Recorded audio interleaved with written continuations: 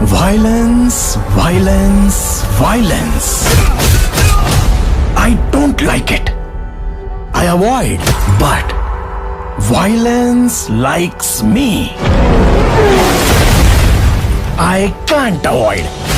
ታሪኩ የሚጀምረው በ1981 ነው። የህንድ ጠቅላይ ሚኒስትር ለአንድ በጣም አደገኛ ወንጀለኛ የሞት ፍርድ ስትፈርምና ወደፊት ማንም ስለሱ እንዳያውቅ ስታዝ ይታያል። ወደ 2018 እንመለስ። ጋዜጠኛው አናንድ ኢንጋላጊ ኤልዶራዶ ወይንም የጠፋችው የወርቅ ከተማ የተሰኘ መጽሐፍ አሳትሞ ነበር። ይህ መጽሐፍ ከ1951 እስከ 2018 በኮላር የወርቅ ማዕድን KGF ውስጥ የተከናወኑትን ሚስጥሮች በዝርዝር የያዘ በመሆኑ በህንድ መንግስት ታግዶ እንዲቃጠል ተደረገ። ነገር ግን አንድ የቴሌቪዥን ጣቢያ አንድ ኮፒ አግኝቶ ጋዜጠኛውን ቃለ መጠይቅ ያደርገዋል። ጋዜጠኛውም ስለ KGF አስደናቂ ታሪክ እንዲህ ሲል መተረክ ይጀምራል። በ1951 በደቡባዊ ማይሶር ግዛት ውስጥ የወርቅ ማዕድን ተገኘ። በዚሁ ዕለት ሮኪ ወይንም ራጃ ክሪሽና ሻንታማ ከምትባል ደሃና ዕድሜዋ ካልደረሰ እናት ተወለደ። ማዕድኑ እንደተገኘ ሱሪያ ቫርዳን የተባለ ጨካኝ ወንጀል ቡድን መሪ የወርቅ ማዕድኑን ሚስጥር ለመደበቅ ሲል የመንግስት ባለስልጣናቱን አስገደላቸው።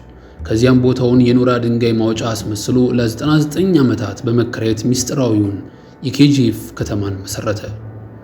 ሱሪያ ቫንዳን 5 ረዳቶች ነበሩት። ካማል ራጄንድራ ዴሳይ ወርቅ የሚያጓጉዘው፣ አንድሩስ በምዕራባዊ ባህር ዳርቻ ወርቅ የሚያደራጀው፣ ጉሩ ፓንዲያን የፖለቲካው ሰው እና የሱሪቫርዳን ወንድም አዲራ የKGF ጥበቃ መሪ።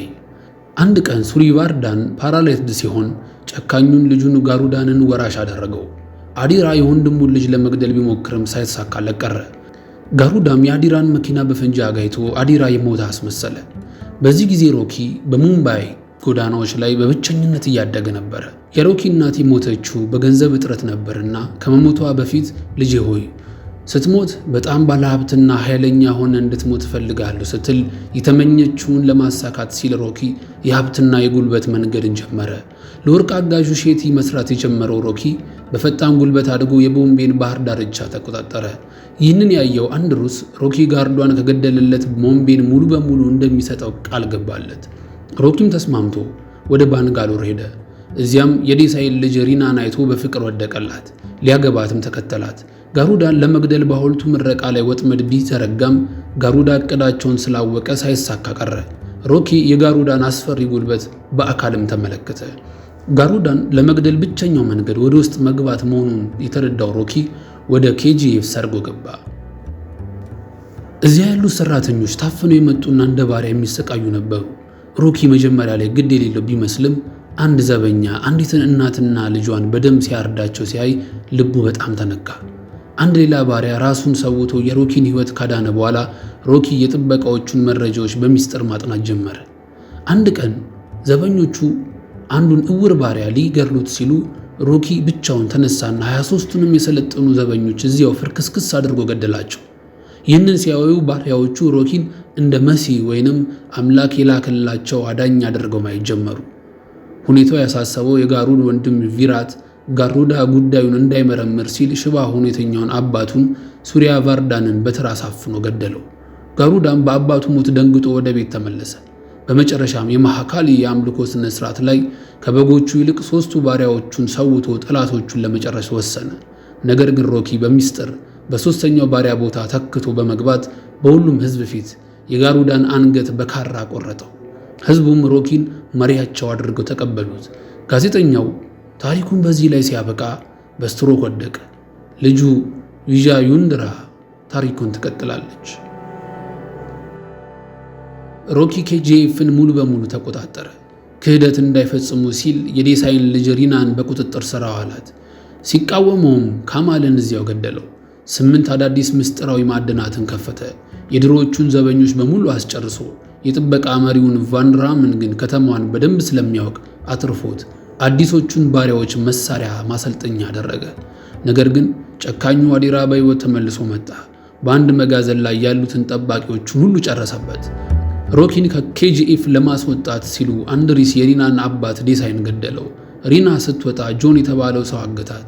ሮኪ ሚስቱን ለማዳን ሲወጣ አዲራ አድብቶ ልቡ ላይ በጥይት መታው። ነገር ግን ወዲያው ሳይገድለው በፍርሃት እንዲኖር ተወው። የሮኪ የባህር ዳርቻዎቹ በሼቲ ሰዎች ተወረሩ። ነገር ግን የሮኪ ረዳቶች መልሰው አጠቋቸው። ሮኪ አገግሞ ከሪና ጋር በሄሊኮፕተር ወደ ዱባይ በረረ። የከተማው ሕዝቡ ሮኪ የፈራ መስሏቸው ደነገጡ። ነገር ግን ሮኪ ወደ ዱባይ ሄደው ከትልቁ ነጋዴ ካሊል ጋር ለመደራደር ክላሽንኮቭ መሳሪያዎችን ለመግዛት ነበረ። መሳሪያዎቹን ይዞ በመመለስ የአዲራን ሰዎች ሁሉ ጨረሳቸው። በፖለቲካው በኩል የሮኪ ሰዎች ሚኒስተሮችን በማስፈራራት መንግስት እንዳይወድቅ አደረጉ። ሮኪ ራሱ ሼቲን ገድሎ ሞምቤን በቁጥጥር ስር አዋለ። የፖለቲካው ሰው ጉሩ ፓንዲያን ስለ አዲሷ ጠቅላይ ሚኒስትር ራሚካ ሴን መነሳት ቢያስጠነቅቀውም ሮኪ ግን ግድ አልሰጠውም ነበር። በ1981 ራሚካ ሴን ጠቅላይ ሚኒስትር ሆና ተመረጠች። የሲቢአይ መኮንን ራጋቫን ስለ ኬጂኤፍ ሲነግራት ድንበሯ እንዲዘጋና የሮኪ መጋዘኖች እንዲፈተሹ አዘዘች።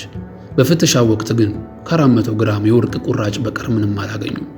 እሱንም ፖሊስ ጣቢያ አስቀመጡት። ሮኪ ያንን ወርቅ ለማስመለስ ራሱ ፖሊስ ጣቢያ ሄዶ በአዲሱ የዲኤስኤችኬ የከባድ መሳሪያ ጣቢያውን ሙሉ በሙሉ አጋይቶ ወጣ። ምን አይነት አውሬነት እንዳሳየ የሚገርም ትዕይንት ነበረ። ሮኪ ወርቅ መላኩን ስላቆመ ከካሊል ጋር ያለው ግንኙነት ሻክሯል። የሮኪ ሰዎች የሮኪን ሰካራም አባት አግኝተው እናቱ የተቀበረችበትን አዲስ መቃብር እንዲጠብቅ በሚስጥር ገንዘብ ይከፍሉት ጀመረ። በዚህ መሃል ሪና ለሮኪ ያላትን ፍቅር ገልጻ ተጋቡ። ሮኪን ለማሰር ማስረጃዎች ሲሰበሰቡ ሮኪ ራሱ ቀጠሮ ይዞ ቀጥታ ወደ ጠቅላይ ሚኒስትሯ ቢሮ ቀጥ ብሎ ገባ።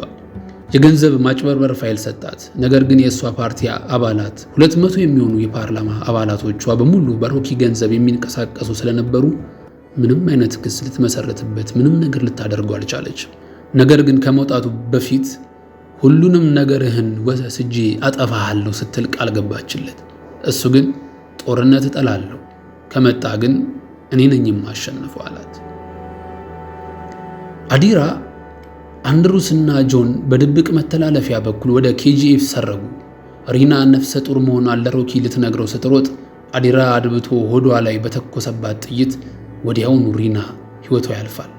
በከፍተኛ ቁጣ የተነሳው ሮኪና ጦሩ አንድሩስን ገደሉ። ሮኪም ጆንን ከጨረሰ በኋላ ከአዲራ ጋር አሰቃቂ ፍልሚያ አድርጎ አንገቱን ጨምቆ ገደለው። በመቀጠልም ሮኪ ቀጥታ ፓርላማ ውስጥ በመግባት ጉሩ ፓንዲያንን ተኩሶ ገደለው። ምክንያቱም ጉሩ ፓንዲያን ገና ከመጀመሪያው ጀምሮ ጋሩዳን ለማስመታት አዲራን ያዘጋጀ፣ አንድሩስ ሮኪን እንዲቀጠር ያላደረገ፣ በዴልሂ የፖለቲካ ድራማ የሰራና ሮኪን ለማታለል ሼቲን ከካሊል ጋር ያቀናጀ ክፋት ሁሉ ዋና መሐንዲስ ወይንም ማስተር ማይንድ እሱ ነበረ። ጉሩ ፓንዲያን በፓርላማ ሲገደል ጠቅላይ ሚኒስትር ራሚካ ሴን የጦር ሰራዊቱ ኬጂኤፍንና የሮኪን መርከብ በቦምብ እንዲያጋዩ የመጨረሻ ትዕዛዝ በንዴት ፈረመች።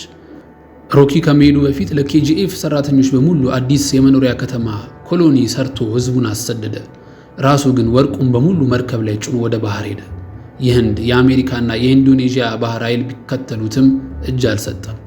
በሚሳኤል ሲመቱት ሮኪ የእናቱን ቃል አሳክቶ በዓለም ላይ ካሉ ሰዎች ሁሉ ባለ ሀብት ሆኖ ከነወርቁ ባህር ውስጥ ሰመጠ።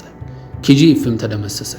ከ3 ወር በኋላ የሲአይኤ ባለስልጣን ሮኪ ከ1978 እስከ 1981 በ16 አገራት የፈጸመውን የወንጀል ፋይል ለጠቅላይ ሚኒስትሩ አስረከበ። ለመሆኑ ኬጂኤፍ እውነተኛ ቦታ መሆኑን ያውቃሉ? ስለዚህ ፊልም አንድ አስደናቂ ነገር ልንገራችሁ። ኬጂኤፍ እውነተኛ ቦታ ነው። የኮላር የወርቅ ማዕድን ኬጂኤፍ ከባንጋሎር 100 ኪሎ ሜትር ርቀት ላይ የሚገኝ እውነተኛ የወርቅ ማዕድን ከተማ ነው። ለአንድ ክፍለ ዘመን ያህል ያለምንም ማቋረጥ ወርቅ ሲታፈስበት ቆይቶ በ2001 እንደ አውሮፓውያን አቆጣጠር የወርቅ ክምችቱ በጣም በመቀነሱ ምክንያት የተዘጋ፣ ነገር ግን አሁንም ድረስ በውስጡ ወርቅ እንዳለ የሚታመንበት ቦታ ነው። ቻናላችንን ሰብስክራይብ ማድረግ አይርሱ።